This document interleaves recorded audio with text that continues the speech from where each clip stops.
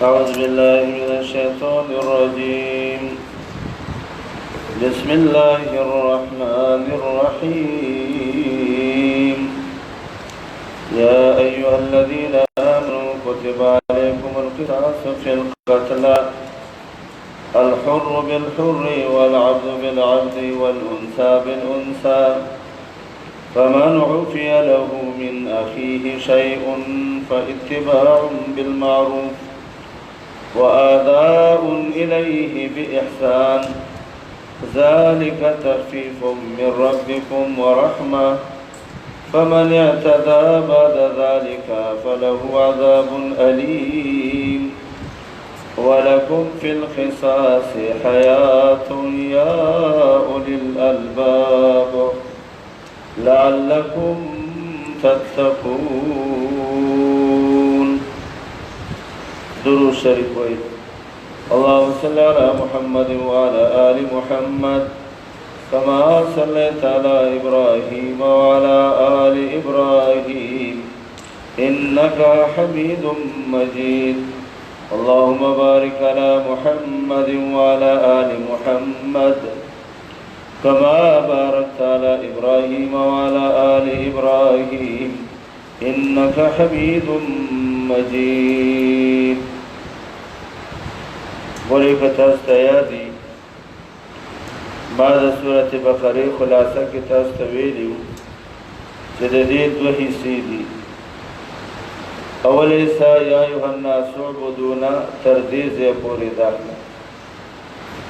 باول ایسا کی دو خبری وی لا الہ الا اللہ دا اللہ وحدانیت او ازبتلا ابراہیم نبی مسئلہ دا رسالت شروع شو.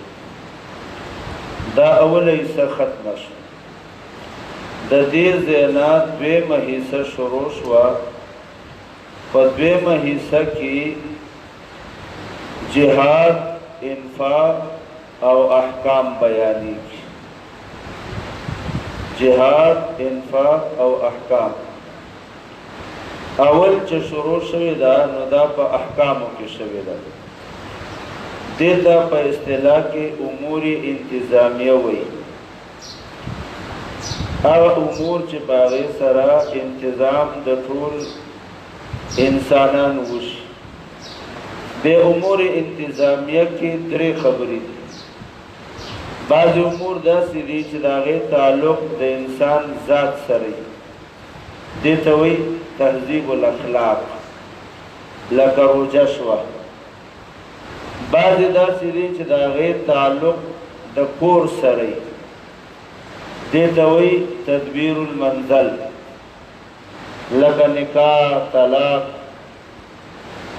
او درم اغا امور دی چه داغی تعلق دے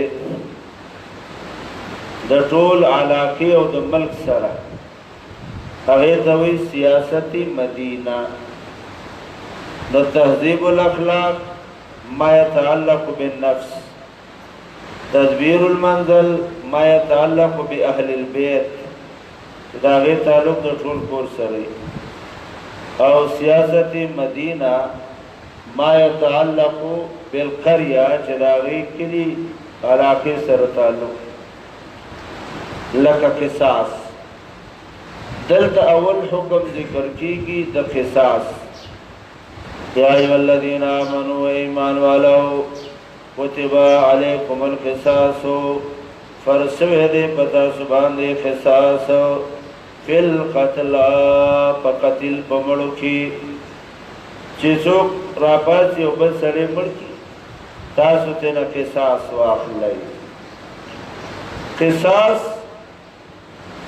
لغوی معنی دا برابر والے. اصطلاح کی وی ایفعل بالانسان مثل ما فعلا. ایفعل بالانسان مثل ما فعلا دا چه سکڑی دی اغا شانتی دا سر اوشی. بے قصاص دا دا حکومت کار دے. تفسیر قرطبی لکی اتفقا ائمت الفتوہ سمرا مفتین حضرات دی دا ټول متفق دی على أنه لا يجوز لأحد أن يقتص من أحد حقه یو سړی خپل حق چې دی هغه نشي اخیستلی دون السلطان بادشاہ نه علاوه. اتفق أئمة الفتوى على أنه لا يجوز لأحد أن يقتص من أحد حقه دون السلطان.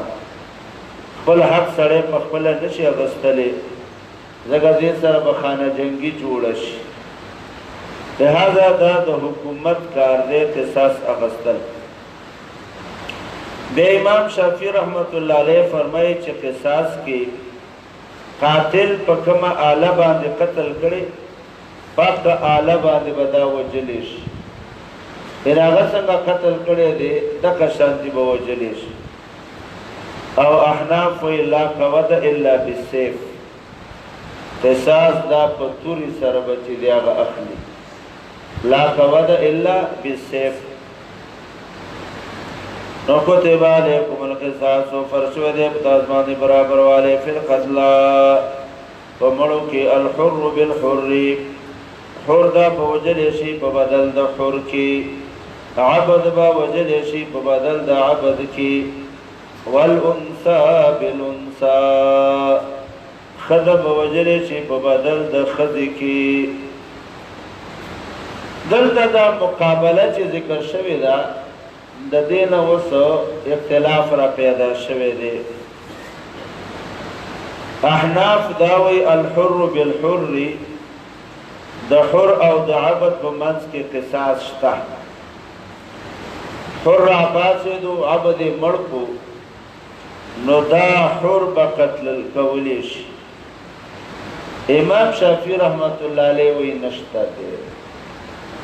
تاسو ته معلومه ده امام شافعي رحمت الله علیه مفهوم مخالف معتبر وایي کنه الحر بالحر ای لا یقتل العبد بالحر.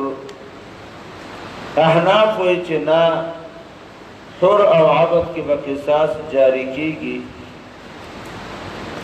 البته دی بله مسله کې الانثى بالانثى دلته په اتفاق دی چې سړی را پاڅېدو ښځه مړه کړله نو سړي نه به قصاص اخیستلی شي. سړی را پاڅېدو ښځه مړه کړله نو سړي نه به قصاص اخیستلی شي، په دې باندې اتفاق دی. نو دلته هم مفهوم مخالف راغلی دی که نه الانثى بالانثى، دې سره به څه کړي. احناف الحر بالحر دا د دې دپاره احناف وایي چې دا آیت رستو دی او ان النفس بالنفس دا مخکې دی رستو دی. اول حکم دا راغلی، دویم حکم راغی ان النفس بالنفس. نو نفس په نفس سره نو د حرم نفس دی او د عبد نفس، ولهذا هغه آیات رستو شو. دا احناف شافعی سے په انثى بالانثى کې دا جواب کوي چې د دې مفهوم مخالف منسوخ دی په حدیث مشهوره سره. حدیث دی المسلمون تتکافأ دماؤهم، المسلمون تتکافأ دماء، د مسلمانانو وینې برابرې دي. نو که هغه ښځه وي او که سړی وي د دې وینه څه ده برابره ده. او احناف خو مفهوم مخالف سره معتبر نه وایي. چې مفهوم مخالف معتبر نه دی بیا دا مقابله ولې راغلی الحر بالحر. نو شاه ولی الله رحمت الله علیه فرمایي چې مقصود د دې آیت رد دی په زمانه د جاهلیت. زمانه د جاهلیت کې دوه ډلې وي، د هغوی منځ کې دشمني وه. یو ډله مالداره وه یو غریبه وه. مالداره به راپاڅېدو غریب به یې مړ کړو نو څه پیسې به یې ورکړلې، قصاص به د مالدار نه نه اخیستو. او په غریب به راپاڅېدو مالداره به یې مړ کړو نو بیا غریبانان دو کسه وجل غریب برا پاتېدو مالداره به مړ کو نو غریبانان به دو وجل نو الله فرمایي الحر بالحر نه یو په یو باندې دي داسې نه دی چې د مالداره په وجه باندې غریبانان به دوه مړه کېږي بیا که څوک سوال وکړي چې مقصود مساوات وي نو بیا الانسان بالانسان به ویلې وی الانسان بالانسان یو انسان با وجلی شي په بل انسان بس خبر آسانه وه که ښځه که سړی که حور او که عبد وي جواب دا دی چې شریعت لږ تفصیل هم کوي دغه ډېر اجمال و چې الانسان بالانسان په تفصیل یې راغی چې نه حر په حر باندې عبد په عبد باندې ښځه په ښځه باندې دې نه مراد تفصیل دی بعض علماء دا معنا کړې ده الانثى بالانثى کې دا مفهوم مخالف چرا د دې نه مراد قصاص فی الاطراف دی قصاص فی الاطراف دی او قصاص فی الاطراف کې مفهوم مخالف معتبر دی څه مطلب سړی را پاڅېدو د ښځې نه لاس کټ کو وې د سړي لاس به نه کټ کېږي ځکه د ښځې د لاس مثال داسې دی لکه ید شله ګوزن چې والی ځکه هغه کسب او کار نه کوي او د سړي مثال داسې دی لکه روغ دا مسلک دی د متقدمینو احنافو خو متاخرین وایي چې نه د سړي او د ښځې لاسونه غوږونه سترګې دا برابر دي ولې هغه آیت ته لاړ شه ان النفس بالنفس والعین بالعین والانف بالانف والسن بالسن او رستو سوی والجروح قصاص زخمونه به برابر وي نوی معلومه شوله چې مساوات دا په قصاص فی الاطراف کې هم دی دا د متاخرینو احنافو فتوا ده او په دې باندې تقریبا نن د ټولې دنیا فتوا ده ټولې دنیا کې د سړی را پاڅېدو د ښځې نه لاس کټ کړو نو د سړي لاس به کټ کېږي دا لاس په لاس غوږ په غوږ پوزه په پوزه دې کې مساوات دی ځکه ان النفس بالنفس والعین بالعین والانف بالانف والاذن بالاذن دا ټول پکې راغلي دي نو ګورئ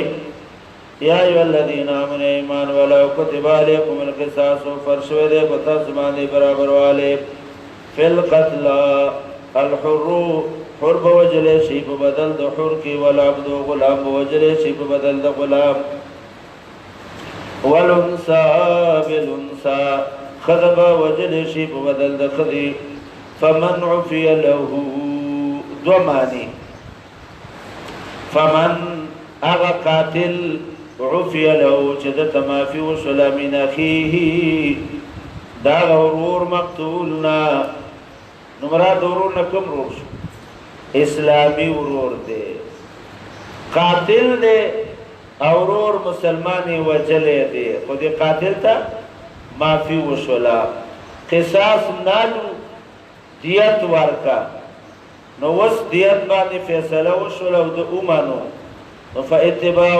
بالمعروف مطالبه ده په خې طریقې سره دا کار د چا دی د مقتول د اولیاء و دی مقتول اولیاء به مطالبه کوي په خې طریقې سره واداون الیه باحسان او قاتل چې ورکه ډېر په مهرباني سره به ورکه په عزت سره به ورکه دا باندې چې واهلې اورور برا باندې خرج کو نه واداون الیه باحسان ډېر په عزت سره به غدیت ته چې ورکه چې تاسو زمونږه اورور معاف کو فیصله د دیت وکړه نو ګوره دا یو معنا فمن اغا قاتل عفی له چې معافي وشدته من اخیه د ورور اسلامنا د مقتول فاتباع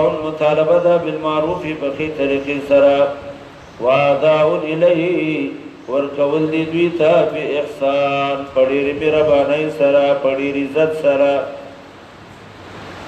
دیر فمن هغه مقتول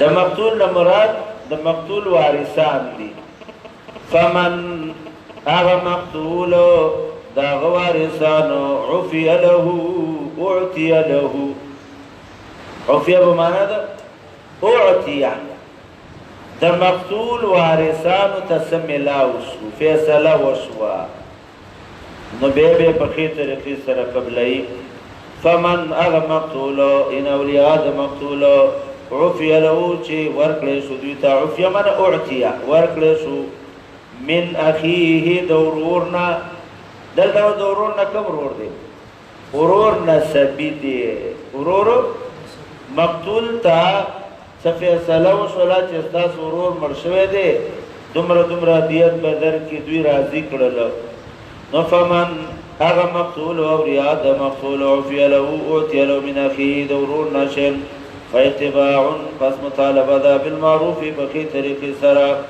واداء الیه ورکول دی به احسان پډېرې مهربانۍ سره ذالک تخفیف من ربکم دا اسانتیا ده د رب د طرفنا ورحمتنا مهرباني ده پتا سو وجدا ده چې د موسی علیہ السلام په دین کې سختی و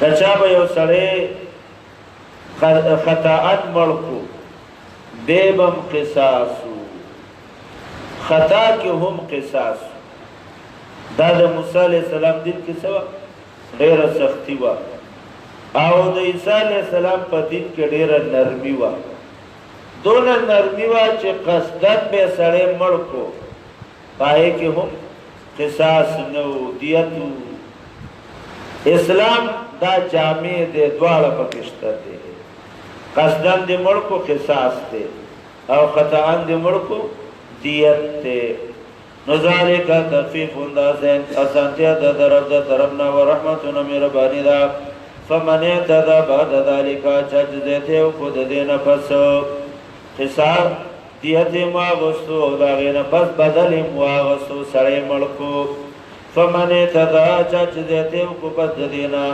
فله عذاب الیم د پار وی درناک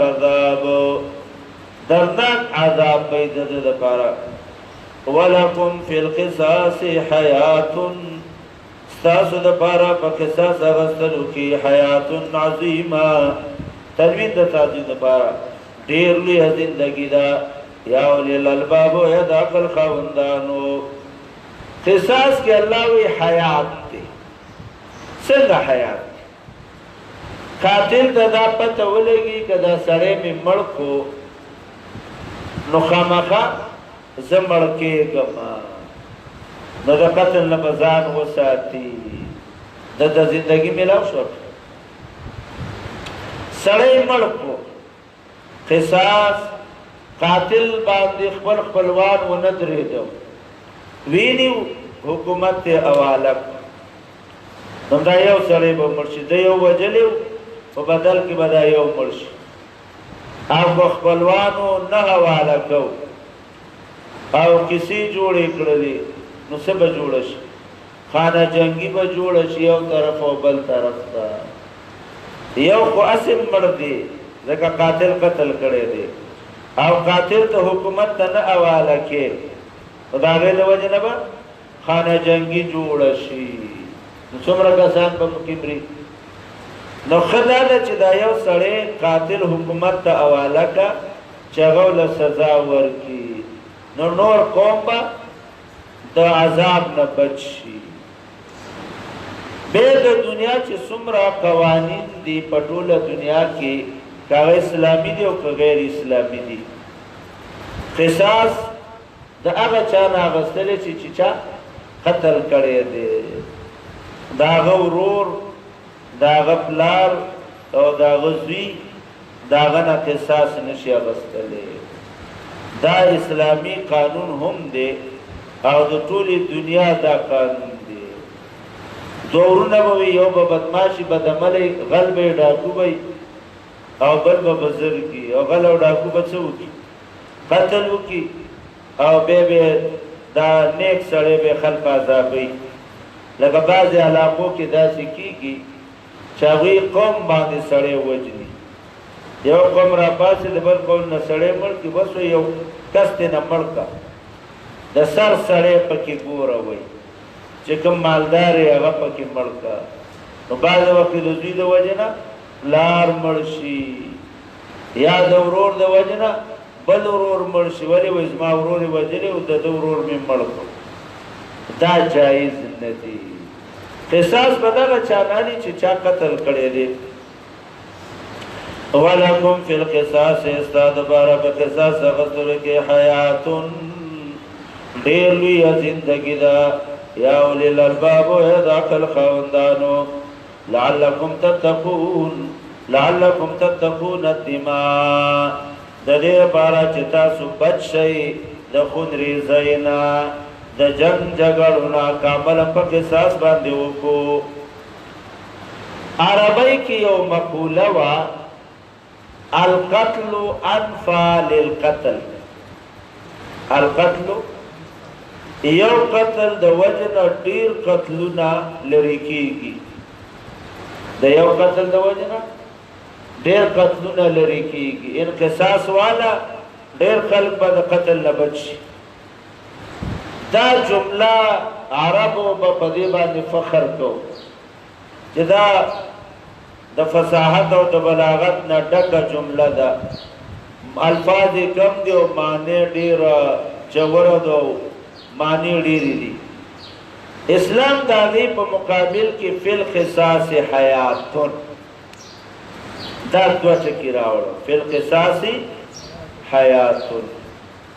بیا تاسو مختصر المعنی کې د دې قرآن چې کومه جمله ده او د عربۍ چې جمله ده هغې منځ کې تقابل کړی دی. یاد دي ده تقابل دا دی چې دلته فی القصاص حیاتون کې 11 حروف دي او القتل انفى للقتل په هغې کې 14 دي. دې کې د هغې نه حروف کم شو.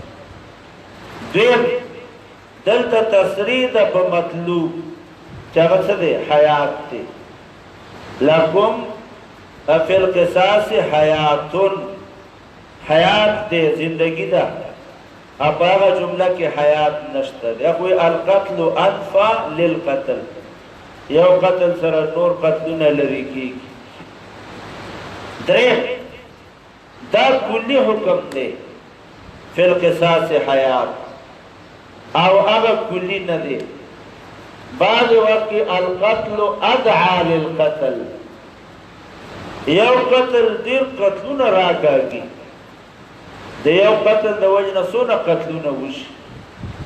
یو سړی دی، نیک سړی دی او چا مړ کړو، نو د هغه د وجنه خلک راپاڅي څومره قتلونه وشي.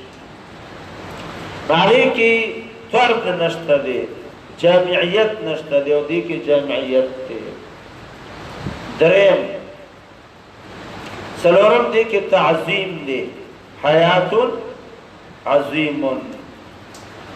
دیم دې کې تکرار نشته دی، فی القصاص حیاتون. اول تا القتل انفى للقتل، قتل پکې 2 ځله راغلی، تکرار.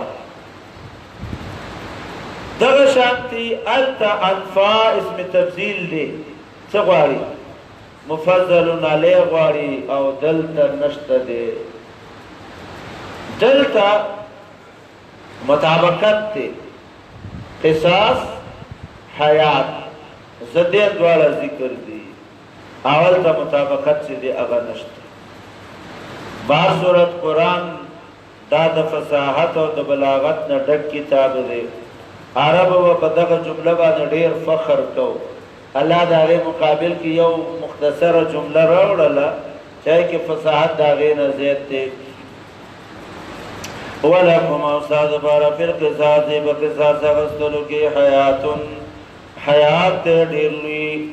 یا اولی الالباب و دا عقل خواندانو لعلکم دا دید پارا تتقون الدماء چه تاسو بچ شئی دوینی توی قولونا کتب علیکم اذا حضر احدکم الموت دویم حکم تدبیر المنزل کور کے سڑے دے بیمار شو پکار دا دے چی وصیت وکی دا وصیت تعلق دا چا سرے ما يتعلق بأهل البيت تكور سر تعلقي نو تدبير المنزل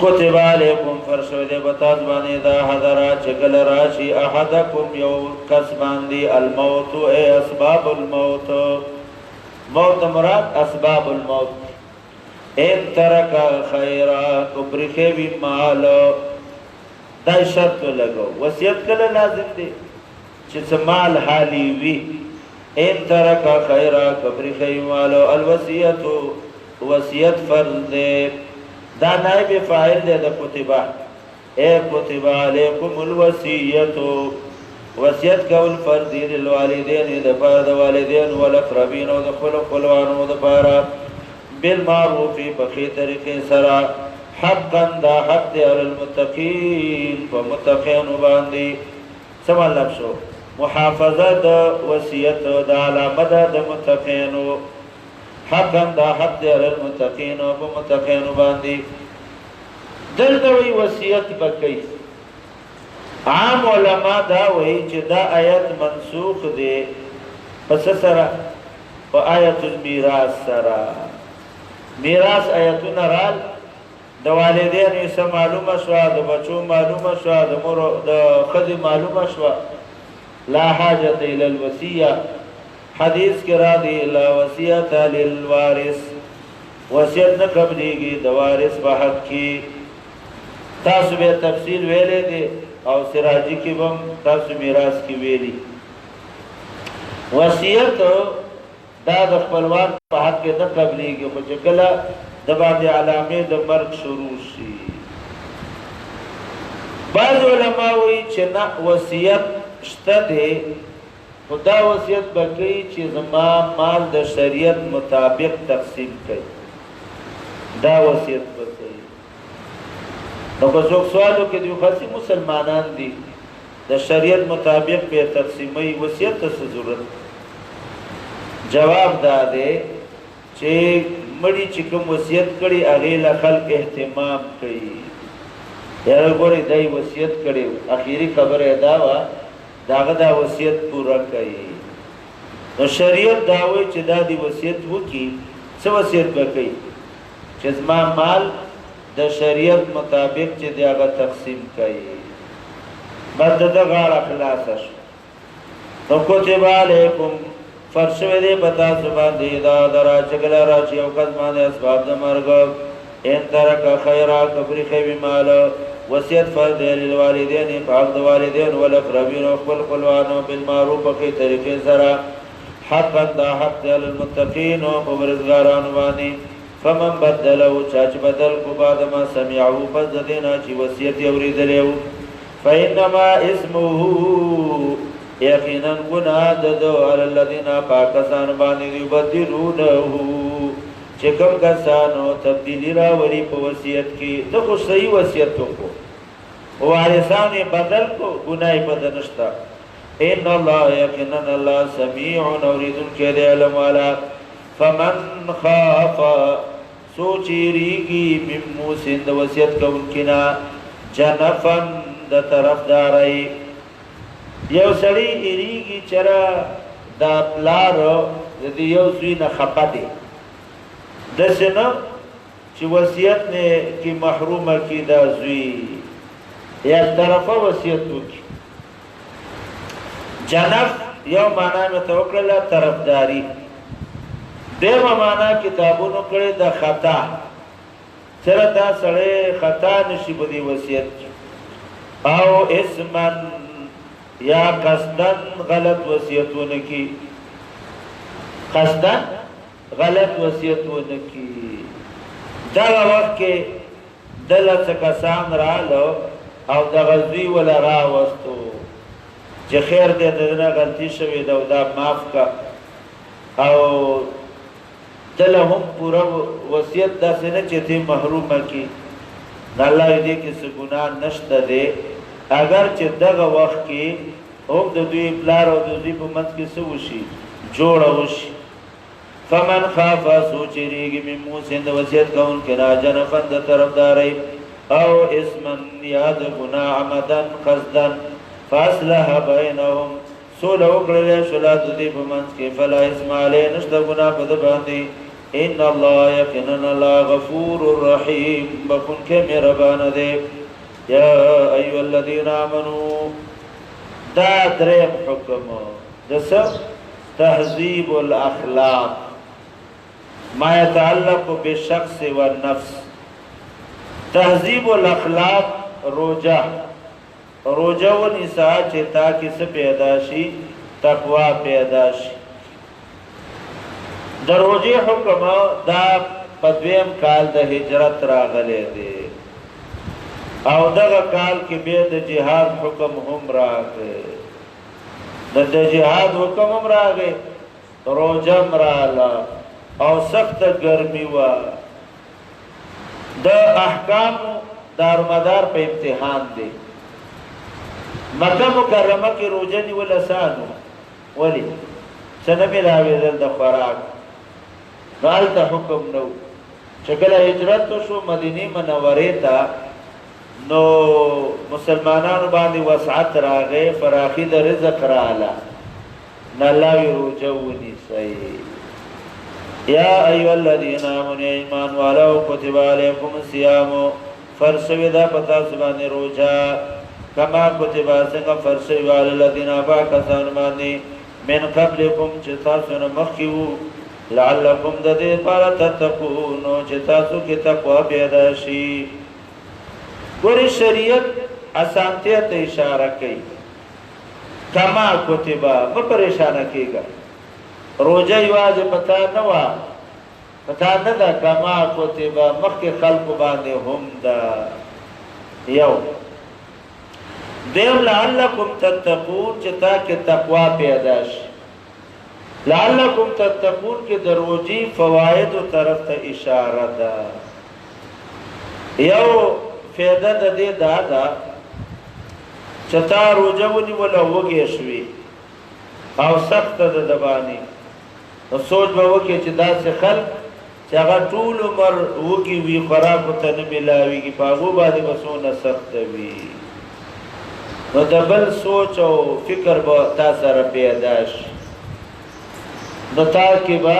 د هغوی دپاره همدردي پیدا شي دویم دا نفس ډېر متکبره دی ده کې عاجزي راځي په لوږې سره یو ډېر لوی متکبره انسان دی بادشاه دی بدماش دی پهلوان دی هغه به کله تا ته غاړه ږدي چې کله وږې شي چې وږې شي بیا ورته څه وی هغه به مني دغه شانتې نفس دا ډېر لوی سرکشه دی او ده کې عاجزي راځي په لوږې سره دیو جنا پخواني بزرګانو به قلت الطعام کموالی د خوراک دا به هم د ریاضت یو حصه ګرځوله پیر به مریدانو ته به ویلې تاسو به خوراک صرف دونه کوئ چې نفس کې عاجزي راشي دغه شانتي تتقون کې روجې سره ساتلو کې نږدېوالی راشي فرشتو سره ولې فرشتې خوراک سکات چې دی هغه نه کوي نو تاسو کې صفاوالی د زړه راشي زړه صفا شي نو فرشتو ته څه شئ نږدې شئ لعلکم د دې لپاره تتقون چې تاسو کې تقوا راشي ایامن دا دویم تخفیف مه پریشانه کېږئ یو څو ورځې دي دریم تخفیف که بیمار یا په سفر خیر دی روجه مه نیسه او بیا د هغې قضیې راوړه ایام معدودات ورځې دي د شماره فمن کانا څوک چې وي په تاسو کې مریضن بیمار او علی سفر یا په سفر باندې فعدة ای فعلیه عدة لازم دی په د باندې شمار من ایام اخر د نور ورځو.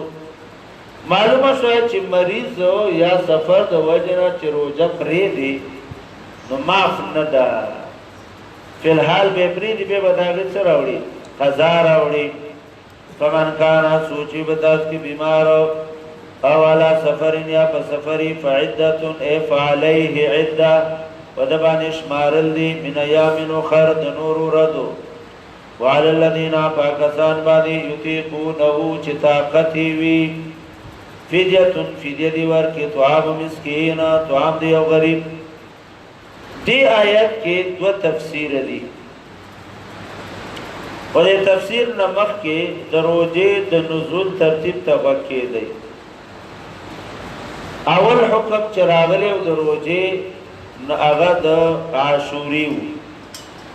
حدیث کې راځي نبی علیہ السلام چې هجرت کو مدینه ته یهود د عاشوري روزه نیوله، نبی علیہ السلام روزه ونیوله و امر بصيامه او صحابه ته هم ویل چې تاسو روزه ونیسئ. نو اوله روزه د عاشوري. دویم حکم ایام 20 درې ورځې روزي. دریم حکم رمضان تخیرن. تخیرن څه مطلب؟ روزه نیسي او په مالدار فدیه ورکړي. بیا دا منسوخ شو. دې کې مت اشاره ده وعلى الذين باغزمان يطيقونه چې طاقت وي د مالداري نو فدیه دی ورکړي طعام مسکین. نو دا حکم منسوخ شو. دریم حکم څو؟ رمضان تخیرن روزه نیسي او په مالدارۍ فدیه ورکړي. نو دا حکم بیا منسوخ شو. څلورم حکم راغی رمضان تشدیدن. تشدیدن دا و چې روزه دې ماته کړه څو پورې اوده شوې نه خوراک کوه، او چې اوده شوې بس خود به خود روزه شوه. دې ته وایي رمضان تشدیدن.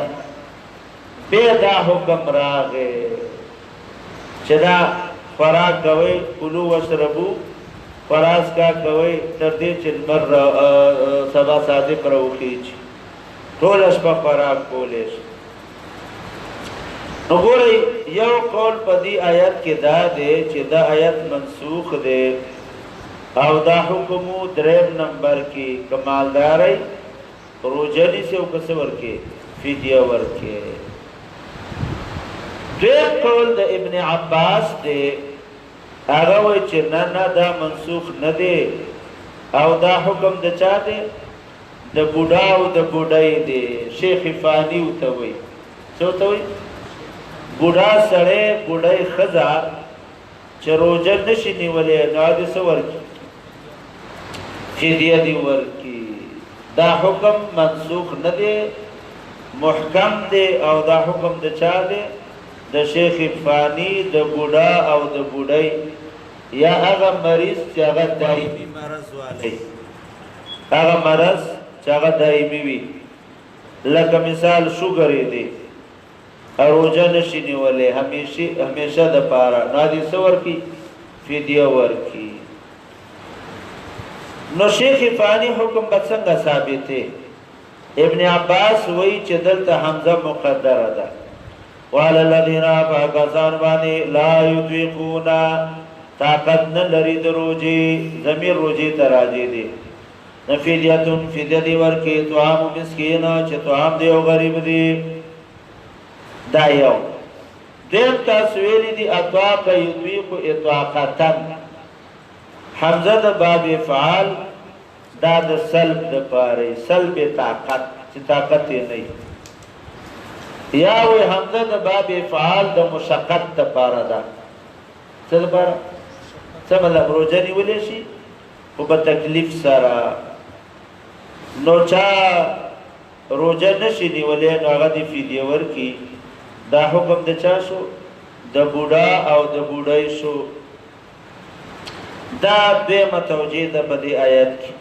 وعلى الذين پاکستان باندې یطيقونه الا یطيقونه طاقت نشته دي دروجینی ولو فدیه دی ورکی طعام مسکین طعام دی یو غریب.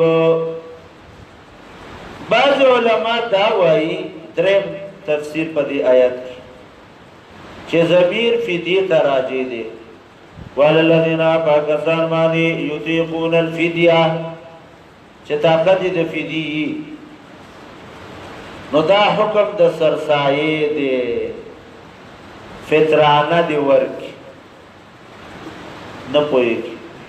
په دې باندې دا سوال دی چې یطيقونه ضمیر تاسو ته راځي کو فدیه ته نو فدیه خو مؤنث دی او یطيقونه ضمیر د چا دی د مذکر دی.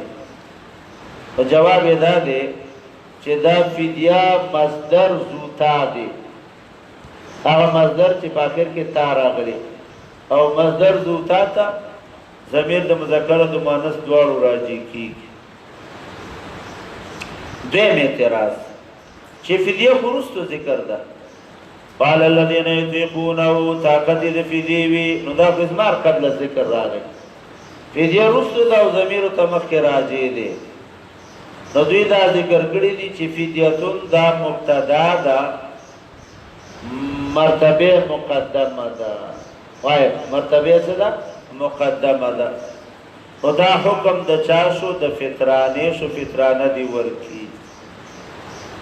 البته په دې بل اعتراض دا دی چې فطرانه د قرآن نه ثابت شو په حدیث شي فرض او فطرانه هو څه ده واجب ده.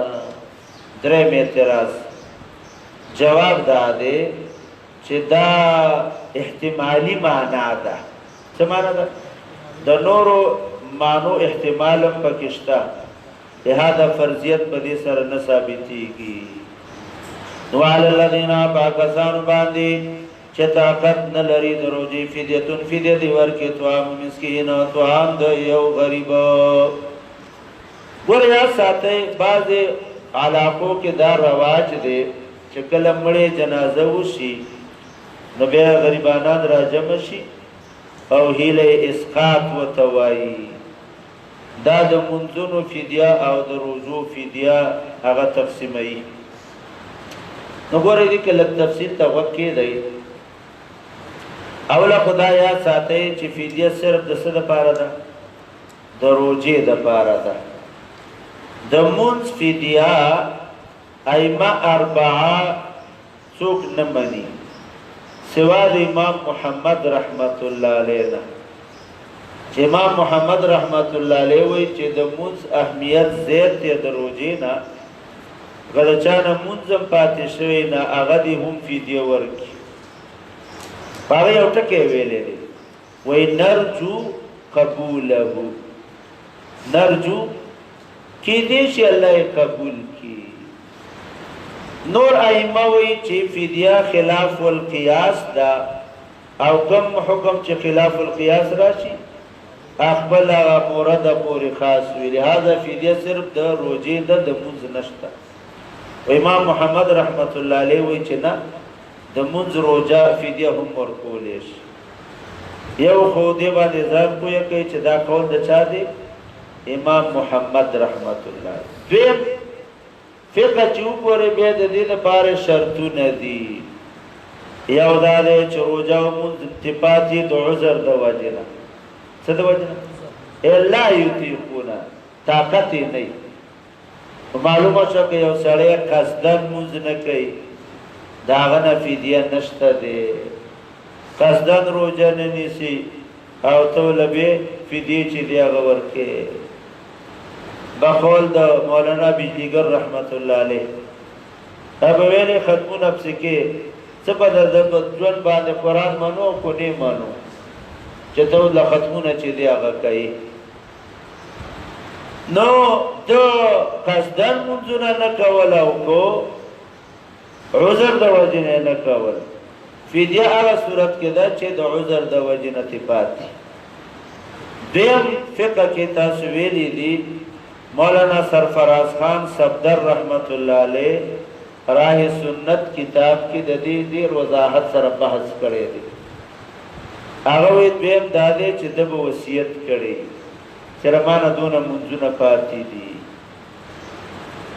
د سره غم دی چې د منځونو رانه پاتې دي او قیامت کې به مانه تپوس کړي چې څه وکړم کولی نشم نو وصیت به وکړي چې زما فدیه ورکړئ هغه سره نو سوچ نشته دی د آخرت دا سوچ هم نه دی چې د مونږ باره کې به مانه قیامت کې تپوس کېږي نو یو دا دی چې عذر د وجې نه به پاتې دویم دا دی چې وصیت به یې کړی دریم دلته وګورئ فدیتون پوره فدیه به ورکړي او طعام مسکین چاته به ورکړي مسکینانو ته چې دی هغه به یې ورکوي نو منځونه ترې پاتې دي هغه به حساب کړي او روژې پاتې دي هغه به حساب کړي دومره پیسې جوړېږي مسکینانو باندې به هغه پیسې تقسیم کړي دا صحیح طریقه ده او دې کې دا لازم نه ده چې خامخا جنازې نه پس به تقسیموي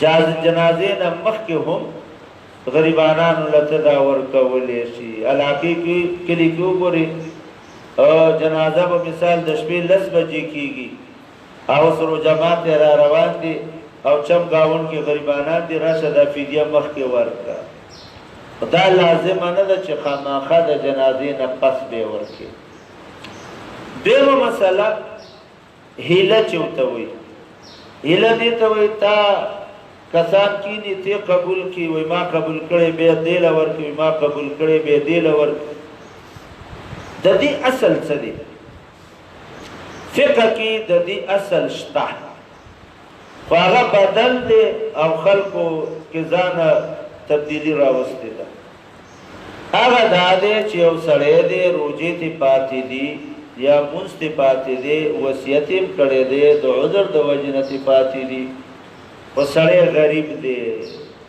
منځونه ډیر دي حساب یې وکړو 50,000 روپۍ جوړېږي او د سره مثال 5,000 دي دا 5,000 به یو غریب لا مثال څو غریبانانو له ورکړي بیا به ورته ووایي چې یاره دا زما د ورورو فدیه ده خو زما نور وس نه کېږي که تاسو یې ماله واپس کوئ په خوشحالۍ سره زه به یې نورو غریبانانو له ورکړم هغوی په خوشحالۍ سره واپس کی بیا نورو له ورکړي هغوی په خوشحالۍ سره واپس کی بیا نورو نو په دې سره 50 پوره شي فقه کې دا لیکلي دي خو شرط دا دی چې هغوی په خوشحالۍ سره واپس کی دلته خو چې کیني ما قبول کړی دی او بیا ما تا ته درکړی نو دغه مثال 10,000 روپۍ دي 10,000 روپۍ اوس بل ته ورکړي او 2 منټه پس به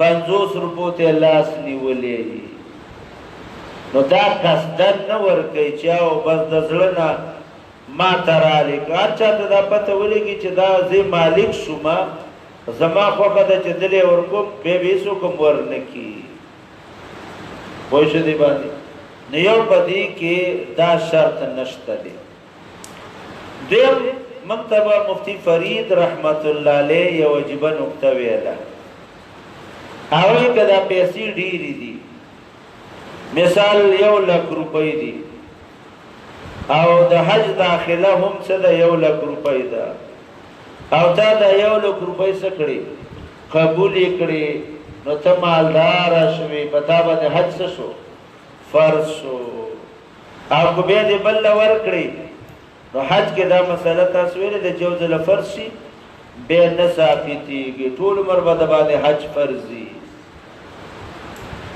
البته بعض علاقو کې د پیسو د پاسه قرآن شریف هم دي درس د پاره دا د دې د پاره دي کدي سړی ټول عمر منځونه نه کړي او روزي نه نیولي ټول عمر او دا دې ټول حساب وکي مثال 2,00,000 روپۍ جوړيږي او دا 15,000 روپو د پاسه قرآن شریف کې خودو او دا د غریب لور کو چې دا قبول کا دا قرآن شریف قیمت خو نشته دی او غریب دا قبول کو 10,000 کا غریب په کروڑونو روپۍ قبول کړي دا ټول عمر منځونه نه دي کړي 2,00,000 روپۍ دي او غریب د طرف نه کروڑونه روپۍ قبول کړي نو بس غاړه به خلاص شي وایګه دی باندې غاړه به شي خلاص شي وګوره یا ساتي قرآن قیمت نشته دی خو د قرآن د ثوابونو قیمت نشته دغه چې تا د پیسو د پاسه کې خودو دا خو بازار کې په 200 روپۍ په 300 ملاوي ته په 10,000 اخلي تاله څوک درکې ته نه اخلي دویم دا ده کده دی حلی اجازت ملو شي نو بیا خو به یو سړی زکات حساب وکړو چېر ما باندې 15 لک روپۍ زکات دی 15,000 روپۍ کی او د پاسه دی په یو قرآن شریف کی دی او جو مدرسې ته دی راوړي چېر دا زما زکات دی بیا بکا چې د زکات وشي ولی زکه چې د کروڑونه روپۍ ورکې د قرآن خو قیمت نشته دی دویم دا دی قرض کې یو سړی باندې قرض دی او دا ورغی چې و دا 15,000 روپۍ والا قرض کې او تا په ما باندې 1 لک روپۍ دی نورې با ګورو و دا پیسې والا او د پاسه په قرآن شریفي خو دی بیا بکار دی چې د ټول قرض شي ادا شي ځکه د باندې 1 لک وي او ورېږي په کروڑونو دغه وجه دا چې فتاوا دارالعلوم دیوبند پایک پدې کې بحث کړی دی چې کوم شرایط مقرر کړی دي هغه پدې کې نشته دي لہذا دا یاد شرایط پیدا کی او یاد دان نه کوي اوس په اکثر علاقو کې تقریبا نشته دي او بعض علاقو کې وسم شته دي بعض خلک په جګړې چې دي هغه کوي یاره وې دا مړی ته پیدا یو د مړی ټولو منځونه معاف کیږي خلکم دا وې د مړی ټولو منځونه معاف کیږي او دا غټولې روزي چې دی هغه معاف کیږي با صورت څومره بدعات دي که هغه باندې سړی جوړ نظر وکي شان وشا کشمیری سے هم لیکلي چې دا یو اصل وی بنیادی وی خو خلق بزان نزانه پای کې سره ولي بعضی قیودات راولی لوازم راولی بعضی خبری پا کرادن نکی نو داغی نسو جوڑ شی بیدعات چی دی آغا جوڑ شی نو اصل اشتا خو بیائی که دا لازم گرزول چه جنازی نفس بی او ارچا دپاری کاغا وسیعت کڑی کنی کڑی غریبی او کمالداری نو بیا دیو جنبی آغا سو جوڑ شی آغا ممنوع و گرزیگی وعلى الذين باغزان باندې يقولون چې طاقت نه لري دروځي فدیه دی ورکی طعام مسکین طعام دی غریب فمن تطوع چاچی او خوشاله سره وکړه خیرت سنی کی فهو خير وغدر بهتر د بارا وان تصوموا خير لكم روجين ولا دا بهتر دي تاسو د بارا بعض علماء وی دا د مریض سره لګي مریض د پاره خو روزه ماتول جایز دي چې روزه پری دي خو تاسو مو روزه نیول لسدي بهتر دي ولی د ټولو خلکو روزه ده د ټولو خلکو چې روزه نو به روزه نیول اساني او پتا سفر کې روزه ونی ولا به پور ترالی او د روزې نه پس روزې نیسي نو بیا به ته ګران نه وي ولې ټول خلک به خوراک کوي او ستا به روزه وي نو سفر کې خیر دی روزه ونیسه دا بهتره ده بعض علماء دا د دغه سره لګي مریض سره روزه نیول بهتر دي ستا دپاره خیر دی که لږ تکلیف دي برداشت کو و روزه نیول دا ستا دپاره دا بهتر دي دا د دې دغه سره لګي دو معنی شری د دې ان کنتم تعلمون کتا سو پويږي شهر رمضان الذي انزل فيه القرآن میاشت رمضان الذي اغدا انزل فيه القرآن نازل شوی دی په دې کې قرآن هدى للناس د رمضان او د قرآن خصوصي مناسبت دی دا وجه دا تقریبا څومره آسماني کتابونه دي ټول په رمضان کې نازل شوي دي. انزل فی القرآن کې درې معنی دي. اوله د لوح محفوظ نه قرآن نازل شوی دی آسماني دنیا ته ټول. دا معنا مولانا زکریا رحمت الله علیه فضائل اعمال کې کړی ده چې آسماني لوح محفوظ نه قرآن نازل شو آسماني دنیا ته په رمضان کې. او انا انزلناه فی لیلة القدر به لیلة القدر کې او بیا لږ لږ دنیا ته دریش کاله کې راغلی دی. دا یو توجیه. دویم انزل القرآن بفرض صيامه. انزل القرآن چې قرآن نازل شوی دی په دې سره چې روزه فرض ده، د رمضان روزه فرض ده. دریم ابتدا د نزول د قرآن او دا په رمضان کې ده. ابتدا اقرأ باسم ربک الذی خلق دا په رمضان کې. رست باغ دې کې تاسو ته ویم اقرأ باسم ربک الذی خلق چې دا د رمضان میاشت وه. مطلب اول حکم د اقرأ چې راغلی دا په رمضان کې. شهر رمضان میاشت د رمضان الذي غدا انزل فيه القرآن نازل شوی دی په دې کې قرآن هدى للناس هدایت د عام خلقو دپاره وبینات من الهدى او واضح دلایل دي دا قرآن او د هدایت والفرقان او د فیصلو کتاب دی. فارق بین الحق والباطل او حق او باطل جدا کوي. فمن شهد منکم الشهر سوچ حاضر شو منکم بتاسو کې دی میاشت دا میاشت پیراله فلیصمه روزه دی وساتي. فمن شهد دا مبتدا دا متضمن دی معنا دا شرط لرا. نو فلیصمه کی خبر کې سره راغلی دا جزا راغلی دا. فمن شهد منکم الشهر فلیصم. شهر لفظ په قرآن کې 12 ځله راغلی. او عجیبه کال کې میاشتې څو دي؟ 12 میاشتې دي. لفظ د شهر فی القرآن 12 ځل راغلی دی. فمن شهده کې معرف القرآن یو مسله ذکر کړې ده. وی هغه علاقې چرته شپږ میاشتې ورځې او شپږ میاشتې شپې. شپږ میاشتې ورځې شپږ میاشتې شپې. روزه بلته څه کوي؟ وی د روزې حکم هلته نشته دی ځکه چې میاشت پې نه راځي. فمن شهد منکم الشهر چا باندې چې دا میاشت راغله نو روزه دې ونیسي. چا باندې چې میاشت نه روزه نشته.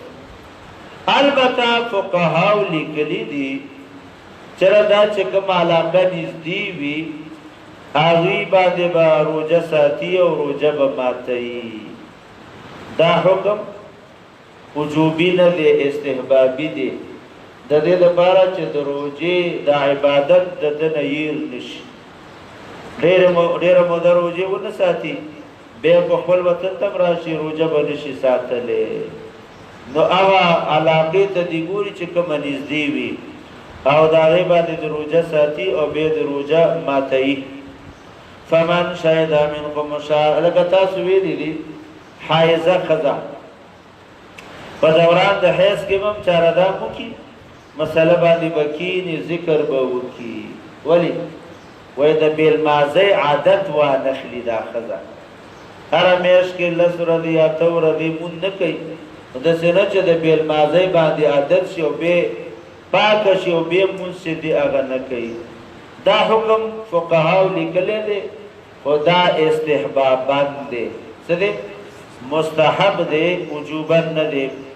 فمن شهد منکم الشهر فلیصم ومن کان مریضا څوک چې وي بیمار او علی سفر یا په سفر فعدة ودې شماري من ایام اخر نورې ورځې قضا. یرید الله بكم اليسر غواړي الله چې تاسو باندې اسانتیا راشي. ولا یرید بكم العسر نه غواړي الله په تاسو باندې سختیا. یرید الله بكم اليسر غواړي الله په تاسو باندې اسانتیا. वला युरीदु बिकुम अल-उसरा, नगवाड़ी अल्लाह पता जुबानी सख्ती।